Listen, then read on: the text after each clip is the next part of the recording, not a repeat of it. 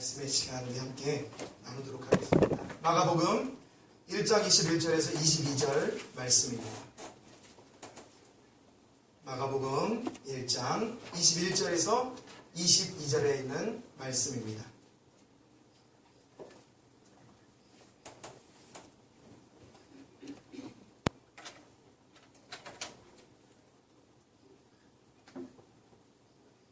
제가 받들어 봉독해 드리도록 하겠습니다. 그들이 가버나움에 들어가니라. 예수께서 곧 안식일에 회당에 들어가 가르치시매 무사람이 그의 교훈에 놀라니 이는 그가 가르치시는 것이 권위 있는 자와 같고 서기관들과 같지 아니함일러라. 아멘. 아멘. 오늘 주어지는 귀한 말씀 속에도 하나님이 주시는 크신 은혜와 사랑이 함께하기를 소망합니다. 아멘. 아멘. 특별히 우리 남일교회 선교팀하고 함께하니까 찬양도 힘이 있습니다. 선생님 함께 찬양도 힘이 있고 그러면 찬양에 따라서 또 말씀도 함께 힘이 있게 선포하고 또 함께 은혜를 나누고자 합니다. 이렇게 우리 선교팀들도 이제 아시겠지만 저도 말씀을 우리 송 목사님과 함께 말씀을 같이 이렇게 말씀을 중심으로 함께해서 그 의미를 캐고 과연 하나님이 말씀을 통해서 우리에게 어떠한 것을 허락하시는지에 대해서 이렇게 깊이 묵상하며 나누는 것, 그래서 제가 송 목사님을 또 존경을 합니다. 저도 또 그 말씀을 함께 이렇게 나누는 것을 굉장히 귀하고 값진 것으로 여깁니다. 우리가 다른 것에 집중하지 않고 오늘 과연 예수님께서 이 말씀을 통해서 우리에게 하시고자 하는 말씀이 무엇이냐? 저는 이 표현할 때 이렇게 표현합니다. 하나님, 도대체 우리에게 무슨 짓을 하셨나요? 무슨 일을 하셨나요? 우리가 너무나도 맛있는 음식을 먹을 때 도대체 닭에다가 이 음식에 무슨 짓을 하셨습니까? 그러니까 역시 마찬가지로 하나님이 하나님의 사랑하는 백성을 향한 어떠한 가장 큰 일을 행하여 주셨는데 그 말씀을 집대성하여서 하나님의 말씀이 성경 속에 담으셔서 우리에게 주셨잖아요. 그래서 하나님이 도대체 우리에게 무슨 일을 하셨는지, 어떠한 일을 하셨는지 우리가 절대 말씀을 깊이 묵상하지 않으면 우리는 그 하나님의 뜻을 바르게 알 수가 없습니다. 그렇기 때문에 전하는 자는 이 말씀의 깊이를 더욱 깊게 전할 수 있도록 노력하고 헌신합니다.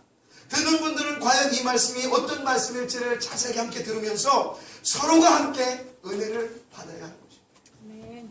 제가 문 밖에 진리를 알지 진리가 너희를 자유케 하려는 말씀을 그냥 멋으로 붙여놓은 것이 아닙니다. 이 시대에 많은 사람들이 하나님의 말씀이 넘쳐난다고 하고 그 하나님의 말씀이 선포된다고 하고 너무나도 많은 교회가 인터넷이라든지 등등을 통해서 복음이 전파되지만 여러분 그 가운데에서 정말 진리의 말씀을 전하고자 하는 그 마음으로 선포되는 말씀이 얼마나 되는가를 다시 한번 생각해 보게 된다는 것이죠. 그래서 인터넷으로 나가든 아니면 교회 와서 함께 예배를 드리든 어느 곳이든지 이 말씀에 집중해서 우리가 예수님이 하셨던 그 말씀 한 절 한 절 도대체 어떤 이유를 가지고 예수님이 행하셨는지 오늘 본문도 마찬가지입니다. 예수님께서 행하신 일들에 대해서 말씀이 나오는 것이죠. 이 말씀을 통해서도 과연 왜 예수님께서 이러한 일을 행하셨는지 그곳이 어떤 상황이었는데 이렇게 예수님이 일하셨는지를 우리가 좀 긴 시간은 아니지만 함께 나누고자 합니다. 그래서 우리가 계속해서 마가복음을 우리 청남교회 성도님들은 나눠왔습니다. 조금 더 이제 여태까지 나눠왔던 말씀을 그냥 간단하게 정리하면 성경은 이 마가복음 특히나 모든 성경이 그렇지만 마가복음 역시 다른 복음서도 마찬가지고 우리 주 예수 그리스도 우리를 구원하신 예수 그리스도를 강력하게 증거하고 있다는 얘기죠. 복도 문제 해결도 다 후의 문제입니다. 가장 중요한 것은 너희들이 예수 그리스도가 이 땅에 오셔서 행한 그 모든 일 또 오실 거라는 거 오신 거 다시 오실 거 그 모든 예수님의 행적들을 성경이 기록하고 있고 오늘 그 선상에서 우리는 마가복음을 통해 예수님이 어떤 분이라는 것을 이 마가 요한을 통해서 우리가 알아보고 있는 것입니다. 그러니까 예수님에 대해서 좀 더 애들이 정확히 알기 위해서 우리가 일반적인 계시로는 하늘에 떠있는 태양, 달, 별 이런 것들로는 우리가 정확하게 하나님을 알 수 없기 때문에 이 말씀을 통해서 주님이 하나님이 너희를 향하여 하신 그 일들을 조금 더 정확히 알고 조금 더 깊이 알아서 내 마음을 알아달라. 내 마음 말고 내 예배, 나를 예배하는 예배자가 되라. 그래서 주님이 요한복음을 통해서 오늘도 주님은 하나님을 예배하는 자를 찾으십니다. 사랑하는 여러분들은 이 귀한 자리에 그리하여 주님의 부르심을 받고 나오신 줄 믿습니다. 어느 교회 어느 자리에 있든지 그 자리에서 부르신 그곳에서 하나님을 예배하는 그러한 믿음의 복된 주의 길을 가는 성도들이 되기를 소망합니다. 그 말씀은 철저하게 예수 그리스도를 위해서 그분을 위시하여 모든 말씀을 선포하고 그분을 증거하고 있습니다. 그래서 우리가 지금까지 보았던 말씀대로 우리 마가복음 1장을 통해서 쭉 보면서 여러분 아시다시피 세례 요한이 예수님을 증거하잖아요. 세례 요한이 예수님을 증거합니다. 그리고 또 하나님도 예수님을 증거해 주십니다. 이분이 바로 이 아들이 사랑하는 내 아들이다. 내가 이를 기뻐한다라고 말씀하면서 하나님도 예수님을 당신의 아들이라고 이야기해 주시죠. 그리고 예수님도 예수님 자신을 증거하십니다. 그래서 때가 자꾸 하나님 나라가 가까웠으니 회개하고 복음을 믿으라. 점점 세례 요한은 쇠퇴되고 나중에는 목이 잘려 죽지만 그 이후에 아무도 없는 것이 아니라 더 크니 진짜 세례 요한이 성경이 지목한 그분이 오셔서 복음을 드러내기 시작합니다. 누굴 위해서죠? 바로 하나님의 택한 백성들을 위해서. 가만히 계시지 않고 요한 이후에 이 마지막 선지자 요한 이후에 예수님의 이제 진리의 주인 되신 진리를 알지니 진리가 너희를 자유케 하리라고 당당하게 말씀하실 수 있는 그 주님이 드러나셔서 이제 곳곳을 다니며 갈릴리 지역을 중심으로 곳곳을 다니면서 본인을 증거하십니다. 그리고 우리가 지난주에 말씀을 본 것처럼 여러분 그 주님이 마지막 사역 이제 본격적인 세상에 드러나서 사역을 할 즈음에 마지막 단계로 누구를 택하시느냐? 제자들을 택하십니다. 여러분 제자들을 택해서 제자들이 훈련을 받습니다. 그리고 나중에는 그 제자들도 자기 이름을 드러내는 것도 아니고 자기 일을 해놓은 것도 아니고 그 제자들마저도 예수님을 증거하는 일에 자기의 전생애를 바치는 거예요. 성경은 전부 그 주님을 만나고 그 주님을 경험한 사람마다 다 자기의 인생이 아니라 바로 예수 그리스도를 전하는 주를 위한 인생으로 변화되고 바뀌어지는 거예요. 그래서 제자들이 주님을 만나요. 많은 말씀을 지난주에 나누면서 그 무지했던 제자들이 그 주님을 만나고 저분이 진짜 그리스도시구나. 진짜 주님이시구나. 우리도 마찬가지예요. 우리가 그냥 신앙생활 하면서 그 예수님을 어느 정도 껍데기로 아는 것이 아니라 더 깊이 들어가 그분이 진짜 주님이시구나. 여러분 매일매일 삶 속에서 반복되는 반복이라고 나쁜 거 아닙니다. 같은 말씀이라고 나쁜 거 아닙니다. 계속해서 우리가 살아있는 한 우리 귀가 열려있는 한 계속해서 하나님의 말씀을 계속 반복하면서 주님이 나 때문에 이러한 큰 일을 행하셨군요. 계속 반복하는 것입니다. 여러분 불러도 그 이름은 지치지 않아요. 그 이름은 실증나지 않아요. 그분의 이름이 바로 예수 그리스도의 이름이라는 것입니다. 여러분 제 이름을 몇 번만 불러보십시오. 실증납니다. 한 10번만 100번만 불러보십시오. 부르기 싫습니다. 그렇죠? 지겹습니다. 여러분 영화도 그렇죠. 10번 볼 때는 한 15번 볼 때는 조금 그래. 점점 많이 바꾸면 100번에 못 봅니다. 세상 것은 그렇습니다. 썩어질 것은 그렇다는 말입니다. 언젠가 가면 부부도 마찬가지. 가다 보면 조금씩 지쳐가는 게 부부의 관계입니다. 원래 그 첫사랑이 이어지지 않는다는 말입니다. 그런데 여러분은 예수의 이름은요 발견하면 발견할수록 그분이 행하신 모든 일들을 우리가 말씀을 통해 발견하면 발견할수록 여러분 올라가는 것은 바로 이 예수 그리스도의 이름, 이 비밀 안에 숨겨져 있다. 그래서 우리가 항상 말씀을 보면서 그분의 뜻을 발견하고 또 이제 오늘 본문 말씀을 통해서 예수님이 행하신 그 행적들을 바라보면서 주님이 이 말씀을 통하여 나에게 이 은혜를 주시기 위하여 이런 일들을 이곳에서 행하셨구나를 한번 우리가 깊이 한번 나눠보는 시간이 되도록 하겠습니다. 자, 그래서 오늘은요 본격적으로 이제 21절 말씀부터는 예수님께서 이제 드러나셔서 사역을 이제 하십니다. 그 전까지는 제자들을 택하시고 본인이 이제 공생의 사역을 집중적으로 시작하기 위한 전 단계로 예수님께서 이제 준비를 하셨고 오늘부터는 이제 본격적으로 갈릴리라는 곳에서 특히 오늘 본문에 나올 수 있는 가버나움이라는 곳에서 예수님이 이곳저곳을 이제 앞으로 돌아다니시면서 자신을 증거해내십니다. 담대하게 자신을 증거해내면서 말씀을 선포하고 가르치기도 하죠. 자, 오늘 그래서 우리가 그러한 생각을 가지고 오늘 본문 말씀을 함께 보도록 하겠습니다. 자, 21절 말씀입니다. 자, 그들이 가버나움에 들어가니라. 예수께서 곧 안식일에 회당에 들어가 가르치심에라고 말씀을 하죠. 자, 예수님께서 본격적으로 이제 그 사역을 감당하시는데 가장 그 예수님의 첫 사역 중에 그리고 전체적으로 예수님께서 움직이셨던 사역을 하셨던 그 공간이 바로 갈릴리 지역입니다. 그리고 이 갈릴리 지역 중에 예수님께서 거의 첫 부분 이제 사역을 시작하는 그 시작점이 바로 이 가버나움이라는 곳이었습니다.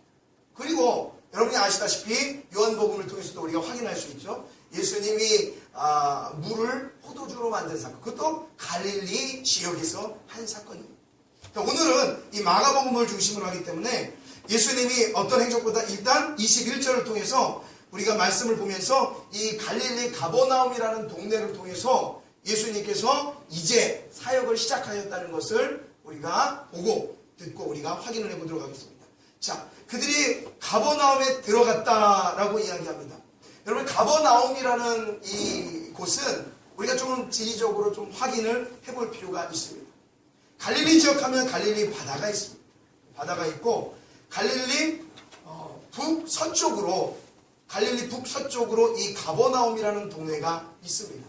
그리고 이 가버나움이라는 동네는 당시에 로마에 의해서 많은 로마의 병정들이 이 가버나움 지역으로 와서 이 갈릴리를 지배하고 다스리고 모든 행정권이라든지 이런 것들을 이 로마에서 다스리고 관할하고 있었던 지역이 이 가버나움이라는 지역입니다. 그리고 때문에 이 가버나움이라는 지역이 그렇게 어떤 믿는 자들이 많거나 신앙이 좋거나 하던 그런 곳이 아니었습니다. 로마의 문화가 이렇게 들어와 있었기 때문에 거기도 여러 가지 악행을 많이 저지르는 그러한 도시가 이 갈릴리 가버나움이라는 지역이었습니다. 그런데 그러한 곳에서 예수님이 먼저 사역을 시작하셨다. 그러니까 가장 당시로서의 이 유대 땅에서 악한 곳, 이 사회적으로 그렇게 깨끗하지 않고 악하고 음란하고 이 쇠퇴한 곳에서 예수님께서 이 사역을 시작하셨다는 것이죠. 그러니까 예수님이 가셨던 곳, 예수님이 머무셨던 곳, 이런 곳은 사람들이 보기에 거룩하고 깨끗하고 인정받을 자리 그런 데 있지 않으셨다. 예수님이 가셨던 곳은 그런 곳이 다 음란한 곳, 악한 곳, 도움이 필요한 곳, 죄인이 있는 곳, 병자가 있는 곳, 예수님은 그곳으로 가셨다는 것입니다. 여러분, 그게 얼마나 우리에게 은혜인 줄 아십니까? 우리는 이곳을 있고 깨끗하게 있어서 우리가 거룩하고 우리가 어느 정도 위치 수준에 되는 것 같지만 여러분, 우리나 이 가버나움에 있는 많은 사람들의 모습이나 동일하다는 사실. 근데 예수님이 그곳에 가셨듯이 여러분, 예수님이 누굴 먼저 택해주셨습니까? 정치자, 권력, 돈 있는 사람, 그런 사람 택하셨습니까? 아니. 그런 걸 가리지 않으시고 예수님은 이 낮고 낮은 우리에게까지 오셔서 그들도 믿지 않는 그 예수를 우리는 믿게 해주셨다는 것입니다. 더 확인해 볼까요? 자, 우리 마태복음 11장 23절 말씀인데 화면도 있습니다. 우리 한번 말씀을 확인해 보시죠. 이 가버나움이라는 지역을 예수님께서 이제 예언하시고 이야기하는 부분입니다. 마태복음 11장 23절. 자, 제가 읽겠습니다. 눈으로 한번 보십시오. 이렇게 얘기하죠. 예수님께서 가버나움아, 내가 하늘까지 높아지겠느냐? 음부에까지 낮아지리라. 내게 행한 모든 권능을 소돔에서 행하였더라면 그 성이 오늘까지 있었으리라. 내가 너에게 이르노니 심판날의 소돔 땅이 너보다 견디기 쉬우리라 하시니라. 아멘. 그 이외에도 마찬가지고 지금 이 가버나움을 중심으로 얘기해서 사실 예수님은 가버나움이라는 곳을 중심으로 사역을 하셨지만 그곳이 얼마나 음란하고 쇠퇴하고 악한 곳인지를 예수님께서 말씀하고 있더라는 거죠. 근데 희한하게 예수님이 그곳에 오셨어요. 여러분, 로마의 속국에 있을 때 예수님께서 오셨는데, 이 땅에 오셨는데 가장 좋은 로마의 중심지에 예수님께서 태어나지 않고 아주 작은 동네에서 예수님께서 태어나셨어요. 아주 사람들이 알아주지 않는 곳에서 예수님께서 나오셨어요. 그리고 그 가운데에서 가장 사람들이 볼 때에 필요도 없는 곳, 그리고 외진 곳, 이런 곳, 그리고 죄악이 난무하는 곳에서 예수님은 사역을 시작하였다. 그리고 우물가 여인도 보십시오. 마찬가지죠. 얼마나 많은 음란을 행한 여인이었어요. 그런데 예수님께서는 그 자리에 찾아가셨어요. 그리고 그의 그의 영혼을 치료하여 주셨다는 거예요. 자, 이렇게 사람들은, 그 위에 제자들과 사람들은 가버나움에 먼저 가고, 예수님도 그 가버나움에, 그러한 사람들 속에 예수님은 뛰어 들어가셨다는 것입니다. 이게 그들만 위해서가 아니라 바로 저와 우리 성도님들을 위해서. 예수님은 먼저 그렇게 하셨다는 사실이죠. 자, 그렇게 해서 들어가셔서, 자, 보시죠. 다음 말씀. 예수께서 곧 안식일에 회당에 들어가 가르치셨다라고 이야기하십니다. 예수님도 역시 마찬가지로 예수님 전에 예수님을 가르쳤던 세례 요한이 있죠. 그 세례 요한이 계속해서 예수님을, 저분이 진짜 예수님이 그리스도이십니다, 뭐 여러 부분으로 자기는 그 예수님의 뒤를 이렇게 연결해주는 그러한 연결자로서 그 예수님을 많이 소개했어요. 그리고 심지어는 자기가 데리고 있었던 제자, 사실 예수님의 제자 베드로, 안드레 같은 사람들도 이미 세례 요한의 제자였습니다. 그 모든 제자들을 예수님께 다 인계해드리죠. 그래서 누가 와서 세례 요한에게 그럽니다. 세례 요한, 당신의 제자가 다 당신이 세례 준 사람한테 갑니다. 어떻게 된 겁니까? 왜? 가야 된다. 나는 쇠하고 그는 흥하여야 된다. 왜요? 세례 요한도 가라는 거예요. 그분이 진짜 그리스도이시고 만인류 죄를 구원할 분이시라는 것을 이미 이 세례 요한은 안 겁니다. 그렇기 때문에 보내죠. 그렇게 보내면서 세례 요한이 가지고 있었던 그 당시의 위치, 힘, 그러한 능력을 다 예수님께 다 떠넘기게 됩니다. 예수님께서 가지고 계십니다. 그리고 사람들은 그 예수님을 랍비라고 부릅니다. 그리고 선생이라고 부릅니다. 그런 사람들, 랍비라고 부를 수 있는 사람, 또 선생이라고 부를 수 있는 사람, 그런 사람이 바로 여러분 회당에 들어가서 사람들에게 가르칠 수 있습니다. 그러니까 이 당시의 회당은 교회는 아닙니다. 이미 주변국들에 의해서, 또 로마에 의해서 이 성전에 대한 부분을 많이 권한을 빼앗기고 했던 이 사람들, 그들이 그 성전을 중심으로 살지 못하기 때문에 각각 지역 곳곳에서 회당을 짓기 시작해요. 유대인들이 지은 겁니다. 유대교 사람들이 지어서 그곳에서 말씀을 강론하고 율법을 가르치고 그러한 일들을 행했습니다. 그러니까 예수님도 권위가 계셨던 거예요. 예수님도 능력이 있었던 거예요. 그렇기 때문에 그 예수님의 말씀 역시 그 회당에서 안식일날 가르칠 수가 있었던 것입니다. 그래서 예수님도 그런 권위를 가지고 가르치기 시작합니다. 자, 사람들 사이에 죄가 있는 난무하는 그런 속에, 그리고 사람들이 인정해주지 않는 그런 도시에 예수님을 모셔서 그들과 함께 하시면서, 그들과 함께 먹으시면서 복음을 가르치기 시작해요. 그 복음이 뭡니까? 사실 우리 1장 15절 말씀에 있는 것처럼 때가 찼고 하나님의 나라가 가까웠으니 너희들이 회개하고 복음을 믿으라 라는 말씀이죠. 또한 우리가 그때에 강론한 여러 가지 말씀, 또 예수님께서 가르쳐 주신 많은 말씀들은 여러 복음서를 통해서 우리가 확인해 볼 수 있죠. 마태복음 5장을 통해서도, 흔히 말하는 팔복이라는 내용을 통해서도 예수님이 회당은 아니지만 여러 곳에서, 뭐 배 위에서도 가르치고 회당에서도 가르치고 여러 길에서도 가르치고 들판에서도 가르치고, 예수님이 가르치셨던 그곳은 그렇게 좋은 곳이 아니었지만 많은 사람들이 몰리고 그 예수님의 말씀을 들어 깨닫기 시작하였다는 것입니다. 예수님은 그렇게 찾아와 주셨어요. 그리고 가르치셨어요. 자, 그럴 때 무슨 현상이 일어납니까? 자, 22절 말씀입니다. 예수님이 그렇게 가르치실 때에 무사람이 그의 교훈에 놀랐다라고 표현을 합니다. 그동안에도 많은 율법사나 바리새인들이나 서기관들이 율법을 강론하고 말씀을 전하고 했겠지만, 여러분 그 사람들보다 이 예수님이 그 회당에 가서 가르치실 때에 많은 사람들이 그 말씀을 보고 그 교훈에 놀랐다고 말씀합니다. 그 하나님의 복음 선포에 그 말씀을 전하는 것에 사람들이 보고 이 놀랐다라는 표현을 제가 확인해 보니까 에코플레소라는 말이에요. 이 말씀을 보니까 우리식으로는 그냥 한번 놀란 거지만 정말 그 망치로 머리를 때릴 것 같아요. 그렇죠. 그러니까 우리도 너무나도 큰 일이 우리가 소식을 듣게 되면 멍해질 때 있지 않습니까? 그러니까 우리는 이 소식을 들어보면서 이제 앞으로 지금 이후의 말씀을 보겠지만 이 서기관이나 바리새인들이 얼마나 엉뚱한 말씀을 사람들에게 전했는지를 확인해 볼 수 있는 거예요. 그래 예수님께서는 그 율법의 주인이시잖아요. 진리의 주인이시잖아요. 그분이 와서 전하다 보니까 이 사람들이 이 예수라는 이 랍비라는 지금은 이 랍비라고 하는 이 예수가 전하는 그 말씀을 들으면서 놀랄 수밖에 없는 거예요. 진리가 선포되는데요. 진짜 말씀이 선포되고 있는데요.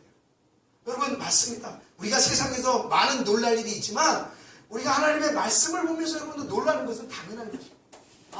그분이 우리가 상식적으로 알고 있는 것 가장 기본적인 걸로 한번 말씀을 나눠보죠. 그분이 날 위해서 십자가를 지시고 내가 이제 그분을 믿고 죽으면 하나님의 나라 간다. 아무것도 아닌 것 같잖아요. 그런데 이 사실을 우리가 정확하게 깨달으면 깨달을수록 묵상하면 묵상할수록 여러분 그건 엄청나게 위대한 일이에요. 내 삶이 이 땅에서 80년, 90년, 더 사실 분은 100년 이렇게 사시고 내 영혼이 하나님의 나라 가서 영원히 그 하나님을 찬양하고 노래하며 그 속에서 내가 춤추며 그 영원히 산다는 그 놀라운 비밀을 깨달을 때에 우리는 엄청난 이 머릿속에 때리는 이 에코플레소라는 이 은혜가 작용을 한단 말이에요. 여러분 생각해 보십시오. 그러한 주님과의 그런 임팩트 했던 경험들이 다 있으신 분들이죠. 그렇죠? 조금 시간이 많이 지나서 어떤 그 이름이 조금 이렇게 무뎌질 수는 있어도 여러분 다 그 은혜를 체험하십니다. 그래서 때로는 쥐의 길을 걷는 분도 계시고 또 일반 성도님으로 계시지만 깊은 주님과의 교제를 나누면서 신앙생활 하시는 분도 계시고 또 어떤 분들은 그 은혜가 고마워 감사하여 이렇게 몇 번씩의 선교를 하시면서 이렇게 주를 위하여 헌신하고 봉사하는 분도 계시고 그렇죠. 그런 많은 일들 주님과의 어떠한 교감이 있었기 때문에 여러분들 가능하다는 얘기입니다. 이때의 사람들도 마찬가지였어요. 그 주님이 말씀을 전할 때에 놀랐어요. 놀랄 수밖에 없어요. 또 앞으로 해보는 모든 사람들 주님을 만나서 그 말씀을 듣는 사람마다 어떤 위치에 있는 사람들인지 다 놀라버립니다. 여인도 만나고 내가 그 주님을 만났다. 그분이 주님 아니었던가 막 하면서 그 주님을 만난 사실 그 말씀을 들을 때에 그들은 놀랐다는 것이죠. 자, 그리고 놀랐고 또 이는 그가 가르치시는 것이 권위 있는 자 같다라고 이야기합니다. 오늘 말씀을 보면서 우리가 이후에 나오는 이 마지막 라인에 나오는 그 서기관들과 같지 않다라고 했기 때문에 여러분 서기관이라는 사람의 이 단체를 이야기하지 않을 수 없습니다. 이 말씀과 함께 이들과 함께 이제 말씀을 우리가 좀 비교를 해볼 텐데요. 예수님이 하여튼 그 회당에서 말씀을 강론할 때에 가르치는 것이 권위가 있었고 또 서기관들과 같지 않았다. 이 두 구절. 예수님의 말씀은 권위가 있었다라는 말씀을 보니까 엑수시아라는 이 헬라어 원문이 있습니다. 보니까 여기 아주 깊은 뜻이 담겨져 있어요. 너무 놀라운 거예요. 뭐냐면 권위가 있어서 서가지고 야 니네들 이거 해 뭐 해. 그리고 어떤 계급으로 권위를 나누고 우리는 보통 권위하면 그거잖아요. 뭔가 리더자 같고 뭔가 인도자 같고 힘 있는 사람 같고 뭐 한 자리 하는 사람 같고 근데 예수님의 이 원문에 보는 이 권위 있는 자는 그것이 아니었어요.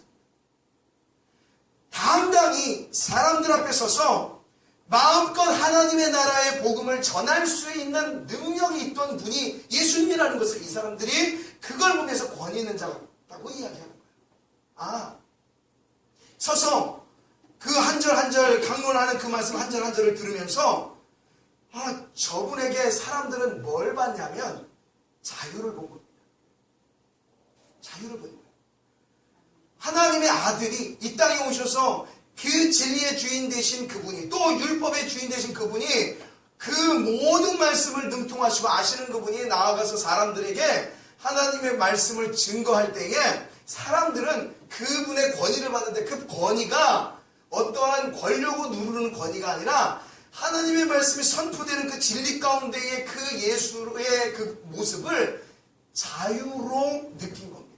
아시겠죠? 자유로 느낀 겁니다. 그래서 그분이 전하는 그 진리, 그 모습을 자유로 느꼈다는 거예요. 그러니까 그 청중들과 그 예수님의 그 말씀을 강론하는 그 말씀을 듣는 사람들은 100% 온전하게 그 말씀에 매료되어서 그 말씀 속에 들어가는 거예요. 그러니까 그러한 예수님의 모습을 보니까 이들은 정말 권세 있구나, 자유롭구나, 어떻게 천한 복음을, 천한 말씀을 전하지라는 생각을 바로 이 사람들이, 이 무리들이, 청중들이 가진 것입니다. 자, 그리고 예수님은 그들이 봤을 때에 그러한 모습을 보니 서기관들과 같지 않았던 것입니다. 여러분, 서기관이라 하면 흔히 알다시피 유대인 공동체 결정기구 산헤드린 공회에 속해 있는 사람들이었습니다. 그리고 사실 이 산헤드린 공회에 대해서 좀 간단하게 말씀을 드리면 마가복음 14장 1절에 보면 산헤드린 공회라는 이 속에 이 서기관들은 사실 예수님을 죽이려 하는 사람이었습니다. 그런 거 사두개인, 바리새인, 서기관들, 이러한 율법사들과 이제 본격적인 예수님의 이 대립이 시작되는 과정 속에서 서기관들 역시 이 말씀을 들으면서 또 말씀을 보고 이 사역을 하는 예수님을 보면서 이 말씀을 듣고 뭐에 매료되어 그분을 믿는 것이 아니라 그분과 반대되는 길을 걷기 시작합니다. 근데 왜 그렇겠어요? 이 예수가 이 우리 자리에 들어와서 한 자리를 차지하고 이제 예수가 그 많은 영향력을 행사하면 여러분 점점 그들의 입지와 그들의 자리는 사라집니다. 바리새인도 마찬가지였고 서기관도 마찬가지였고 우리가 복음서 뒤편에 보면 그 예수님을 잡아서 죽이는데 일가견이 있었던 그 제사장들 역시 마찬가지였어요. 그러니까 예수님이 하신 그 말씀이 얼마나 정확해요. 요한이 한 그 말이 얼마나 정확해요. 이 독사의 자식들아, 너희 마음속에 이 회칠한 무덤 같은 이 악한 것, 이렇게 얘기하는 예수님과 요한 같은 사람들의 그 말이 얼마나 맞느냐는 말이죠. 겉으로는 아니었습니다. 깨끗하고 겉으로는 정결하고 형식적으로 의식적이었고 그러한 사람들이 속으로는 아니었다는 거죠. 그래서 예수님을 잡아 죽이려고 합니다. 또 마태복음 26장 57절 말씀해 보니까 예수를 잡아들이고 또 그를 끌고 대제사장들 가야베에게 가니 거기에 서기관들이 있더라. 예수님을 잡아 죽이는데 한몫한 사람들이었습니다. 그리고 서기관들 역시 예수님의 책망을 많이 받던 사람들이었습니다. 자, 그렇기 때문에 사람들이 그들의 말을 계속해서 들어왔다. 예수님이 나타나기 전까지 그런 율법사들의, 제사장들의, 서기관들의, 바리새인들의 말을 계속 그들이 들어왔다는 얘기입니다. 그런데 그것은 진리가 아니었죠. 진리가 아니었습니다. 이제 이따가 말씀을 한번 확인해 보겠지만 그들의 선포되는 말은 사람의 생명을 살리는 말이 아니었단 말이에요. 그러한 속에 예수님이 오셔서 그 속에 들어가셔서 당신이 어떻게 당할지도 모르고 당신이 이제 후에 죽을지도 물론 아셨죠. 그럼에도 불구하고 그 속에 들어가셔서 예수님은 참 진리의 말씀, 저들이 듣고 생명을 얻을 수 있는 말씀을 증거하기 시작하셨어요. 죽을 줄 아시고 내가 이 말씀을 전하면 저들이 나를 가만두지 않을 걸 아심에도 예수님은 그렇게 오셨다는 얘기입니다. 이게 바로 하나님이 우리에게 행하신 무슨 일입니까?의 아주 중요한 증거 아니겠습니까? 오셨어요. 자, 그리고 이제 그렇게 오셔서 청중들이 예수님을 보면서 놀라는 그 예수님. 그러면 그 전에 들었던 그 서기관들의 말, 도대체 예수님과 서기관들이 어떤 차이가 있었는지 이 부분을 우리가 함께 말씀을 나눠보고 우리는 마치려고 합니다. 첫 번째 말씀입니다. 예수님과 서기관들과의 그 중요한 이 차이가 있는 점은 바로 첫 번째로 예수님은 실제 상황에서 비유로 율법을 실제 상황을 비유로 율법을 이해하고 율법을 저들에게 해석해주고 가르치는데 아주 탁월하셨어요. 그러니까 저들이 당시에는 일반 성도들이나 평민들은 그 율법을 다 받아들일 수 없었어요. 다 이렇게 받고 들을 수 없었어요. 그래서 율법사들이 강론하고 이야기해 주는 것만을 이 청중들은 들을 수밖에 없었어요. 그런데 뭐죠? 에어컨 끄라고요? 춥습니까? 거기 있잖아요. 네. 들을 수 없었어요. 자, 그렇기 때문에 이 서기관들이나 바리새인들이 서서 강론을 할 때에는 여러분 우리가 알 수 있는 거, 역으로 알 수 있는 거야. 예수님께서 선포하실 때에 이 사람들이 놀랐다는 얘기는 그전에는 서기관들이 헛소리했다는 얘기입니다. 자신들의 위치에 맞게 자신들의 그 잘못된 해석으로 율법을 저희들에게 증거했다는 말입니다. 그래서 그러나 예수님은 그 율법을 정확하게 사람들이 알기 쉬운 비유와 또 내용을 가지고 예수님은 저들에게 하나님의 말씀을 진리를 자세하게 잘 해석하여 선포해 주셨다는 얘기죠. 여러분 말씀 보시죠. 요한복음 12장 24절 말씀 보니까 이런 말씀이 있어요. 하나의 밀이 땅에 떨어져 죽지 아니하면 하나 그대로 있고 죽으면 많은 열매를 맺느니라. 여러분 이 말씀이 우리가 이제 하도 들어서 잘 모르지만 참 얼마나 이 말씀이 지혜로운지 아닙니까? 하나의 밀이 떨어져서 그냥 하나 그대로 있으면 열매를 맺지 못한다는 거예요. 근데 그게 죽으면 많은 열매를 맺는 우리 예수님의 말씀은 그러했다는 거예요. 여러분 그 당시의 사람들은요 무식한 사람도 있었겠죠. 물론 배운 사람도 있었겠죠. 예수님은 모든 사람을 위시하여서 저희들에게 복음을 증거하고 하나님의 말씀을 해석하여 들어가는데 여러분 이런 아주 쉬운 표정 말씀으로 그러나 쉽지만 그 말씀에 강력한 메시지가 있는 말씀으로 예수님은 당시에 말씀을 듣는 사람들에게 증거하셨다. 그래서 하나의 밀이 떨어져서 죽으면 열매를 맺는구나. 여러분 그 말씀을 우리가 얼마나 많이 받아들이고 우리가 이 말씀대로 우리가 살아갑니까? 그렇죠. 자, 그리고 두 번째로 예수님은 참 목자의 심정으로 진정한 사랑을 갖고 그들에게 교훈하셨어요. 참 목자의 심정을 가지고 있었습니다. 그런데 마태복음 23장 23절 말씀에 보니까 서기관들과 이 바리새인들이나 이런 사람들은 그러한 예수님의 사랑이 그들에게는 없었어요. 하나님의 말씀을 선포하면서 예수님의 마음은 그들을 향한 진정한 사랑과 그러한 마음으로 그리고 그들을 구원하는 마음으로 예수님은 다가갔지만 서기관들이 가졌던 것은 그러한 긍휼, 믿음 이런 것들은 너희들이 버렸다라고 책망하는 예수님의 말씀처럼 그들의 목적은 그들을 사랑하고 긍휼로 그들을 다가가서 그들에게 구원을 주는 그러한 것이 이 서기관들의 목적이 아니었다는 거죠. 그러니까 당연히 이 청중들이 서기관들의 말을 듣고 놀라지 않는 것은 뻔한 일입니다. 마찬가지죠. 오늘날 성도님들도 마찬가지죠. 당연한 세상의 이야기 말을 할 때에 그것을 놀랄 분은 제가 자리에 앉아 있어서 없을 것 같아요. 그렇구나. 그런 일이 있었구나. 그럴 수는 있죠. 그런데 여러분 하나님의 말씀이 선포될 때에 그 말씀이 하나님이 나를 향하여 그러한 일을 행하셨다는 그리고 그 말씀이 나에게 다가온 그 진리의 말씀이라고 우리가 깨달을 때에는 그런 것이라 믿습니다. 근데 서기관들은 그러지 않았어요. 이미 그들을 대하는 자세가 틀려 있었다는 것입니다. 그리고 세 번째로요. 예수님은 하나님의 나라와 영원한 축복에 관심을 갖도록 사람들에게 말씀을 전하셨습니다. 하나님의 나라. 그러니까 예수님께서 1장을 통해서도 하나님의 나라가 가까웠으니 회개하고 복음을 믿으라. 자꾸 하나님의 나라를 저들이 가르치시고 그리고 말씀으로도 가르치고 그의 모든 행동과 삶을 통해서도 하나님의 나라에 대해서 강론을 하시고 말씀을 하시고 또 축복에 관해서 또 치유에 관해서 그들의 영을 만져주시기 위해서 예수님은 진실하게 그들에게 다가가셨습니다. 여러분 우리는 말과 행동만 일치해도 굉장한 성인이잖아요. 예수님은 당연히 우리는 말과 행동만 일치해도 성인이지만 예수님은 말과 행동 언행뿐만이 아니라 그 심사까지도 통일하셨다는 거예요.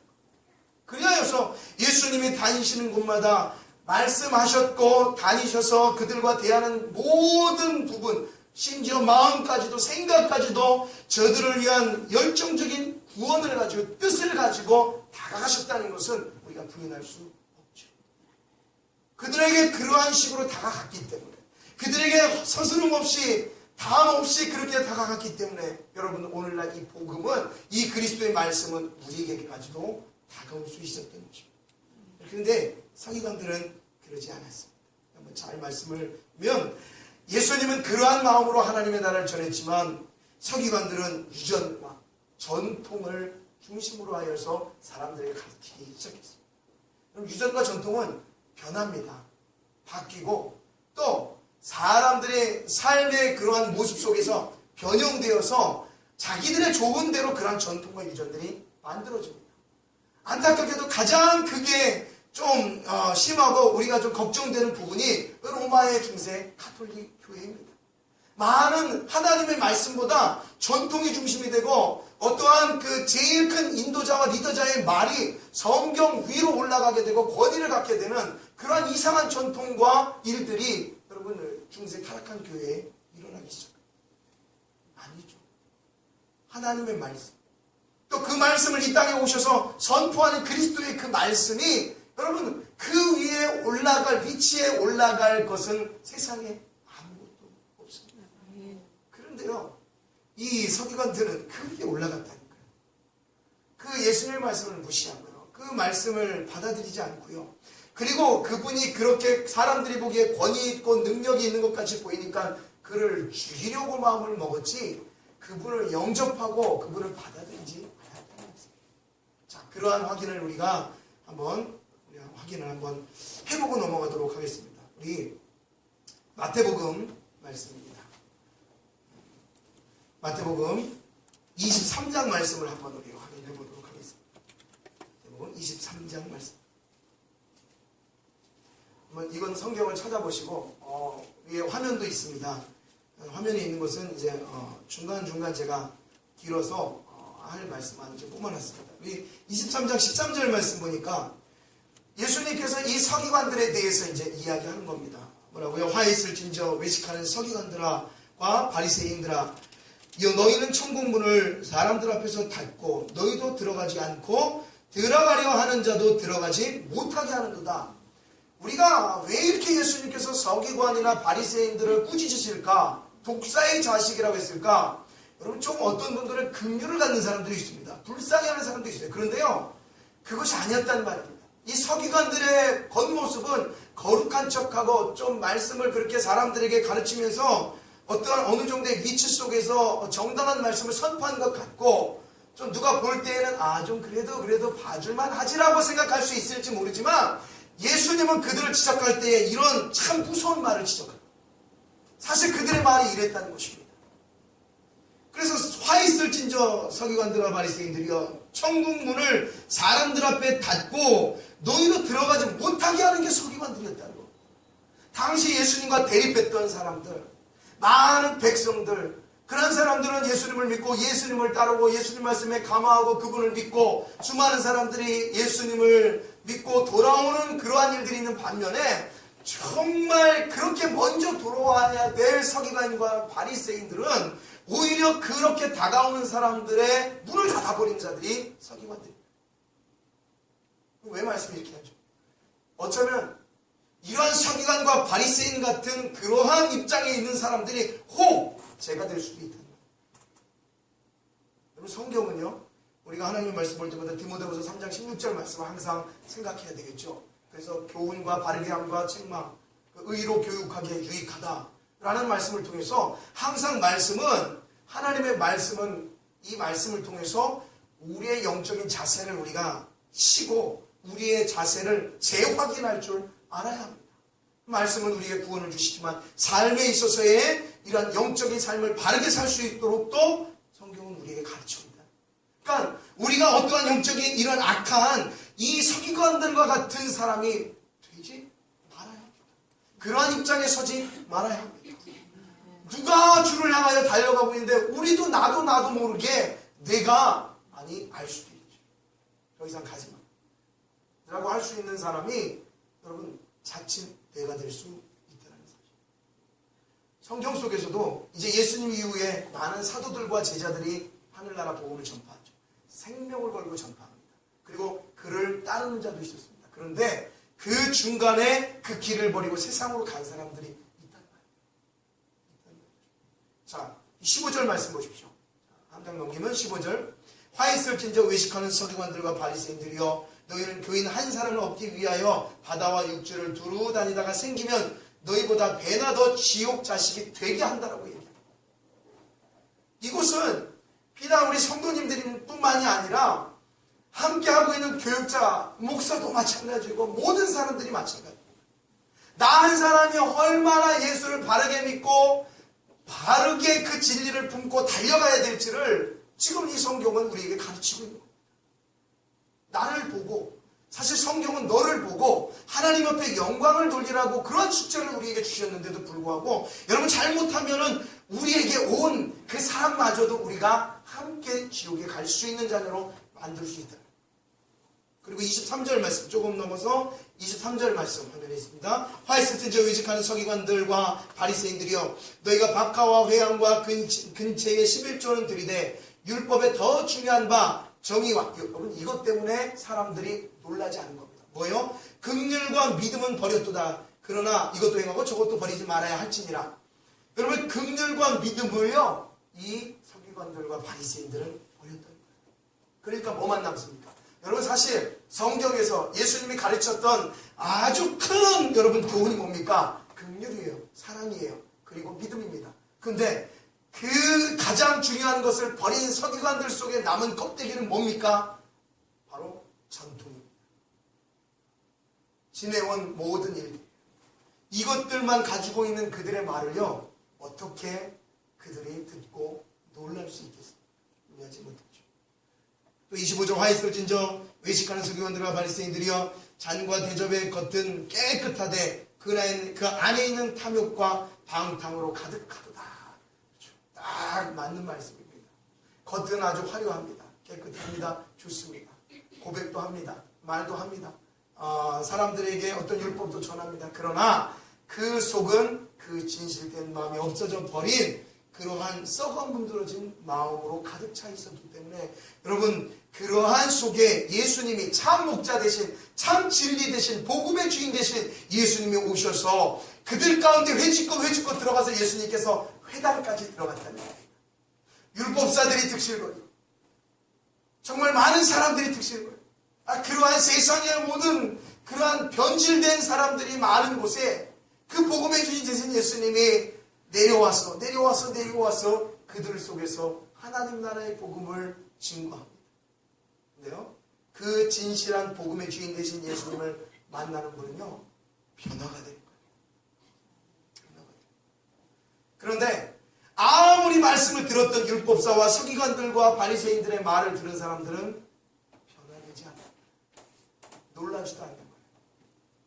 자, 그래서 오늘 우리가 이 말씀까지 보면서 예수님이 우리를 위해서 무슨 일을 행하셨습니까?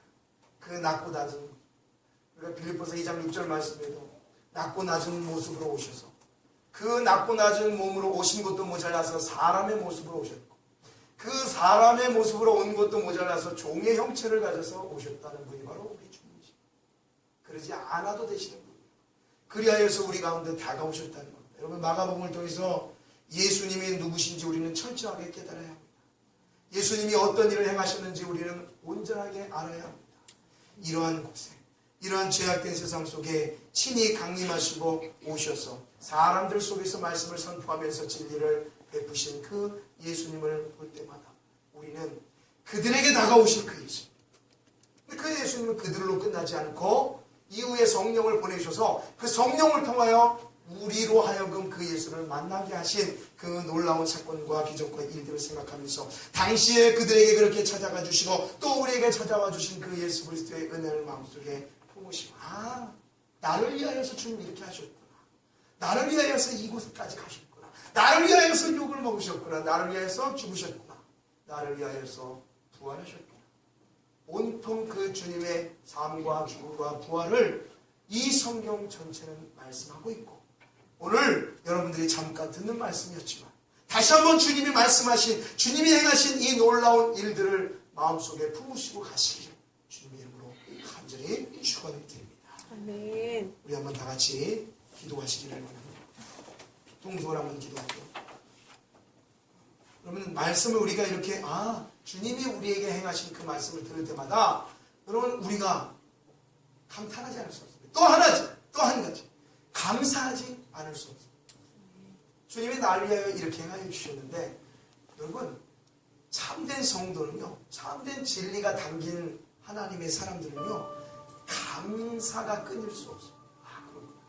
오늘도 이 말씀을 통해서 짧은 말씀이지만 그들 속에 다가와 그들에게 하나님 나라 진리를 선포한 그 예수님, 또 나를 그렇게 사랑하셔서 나에게 은혜를 주시고 예수 믿는 사람으로 이렇게 서게 하시고 또 말씀을 들을 수 있는 기회를 오늘도 주신 그 예수님께 우리 이 시간 감사하는 찬양 그리고 감사하는 기도를 주님 앞에 올리기를 소망합니다. 이 시간에 우리가 통성기도할 때 하나님 나를 구원하여 주시고 나를 택하여 주시고 나를 위하여 이 땅에 오셔서 숱한 많은 일들과 모든 일들을 겪으시고 결론적으로 죽으시고 부활하신 그 예수님이 나와 함께 하심을 또한 나를 택하여 주심을 그 은혜로 인하여 내가 오늘도 서 있음을 감사합니다. 영원히 그 주님을 내 삶 가운데 모시고 살아갈 수 있는 평생의 주님이 내 주인 되시는 그런 삶을 내가 살 수 있도록 아버지 나와 함께 하여 달라고 감사하면서 간구하는 기도를 우리 잠시 통성을 하는 앞에 기도하도록 하겠습니다. 기도하시겠습니다.